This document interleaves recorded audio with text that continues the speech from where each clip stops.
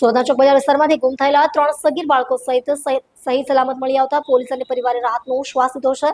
Police તપાસમાં સામે આવ્યું છે કે ફ્રી ફાયર ગેમ રમવા ન દેવાતા નારાજ થયા ત્રણેય બાળકો કોઈને જણાવ્યા વગર ઘરેથી ભાગી ગયા હતા.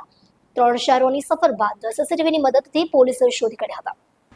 ત્રણેય બાળકોમાં 14 વર્ષનો મોટો દીકરો, 11 વર્ષનો નાનો દીકરો અને 9 વર્ષની દીકરી આમ 19 મે 2024ની મધ્યરાત્રિ દરમિયાન ઘરેથી નીકળી ગયા હતા. તેઓ સુરતથી ટ્રેન મારફતે મુંબઈ, ત્યાંથી જયપુર અને અંતે દિલ્હી પહોંચ્યા હતા. દિલ્હીથી સુરત પરત ફરતી વખતે રેલવે સ્ટેશનના સીસીટીવી કેમેરામાં તેઓ કેદ થઈ ગયા હતા. રેલવે પોલીસે તેમને કબજે કરી ચોક બજાર પોલીસને સોંપ્યા હતા. પિતાએ જણાવ્યું હતું કે બાળકો દિવસ રાત ફ્રી ફાયર ગેમ રમતા હતા. તેમને સુધારવા માટે 3 દિવસ પહેલા મોબાઈલમાંથી સિમ કાર્ડ કાઢી ફોન કબાટમાં મૂકી દીધો હતો. તેમણે સ્પષ્ટ કર્યું કે તેમણે ક્યારેય બાળકો પર હાથ નહોતો ઉપાડ્યો. બાળકોની મોટી બહેને રડતા રડતા જણાવ્યું કે તેઓ પપ્પાના ગુસ્સાથી પરેશાન થઈને ચાલ્યા ગયા. જતાં જતાં અમે ખાવાનું બનાવી દીધું છે કહી ગયા. આમ ગેમ રમવાના ચક્કરમાં સુરતથી મુંબઈ, જયપુર, દિલ્હી સુધીની લાંબી સફર ખેડીને પરત આવેલા બાળકો સુરક્ષિત મળતા મામલાનો સુખદ અંત આવ્યો.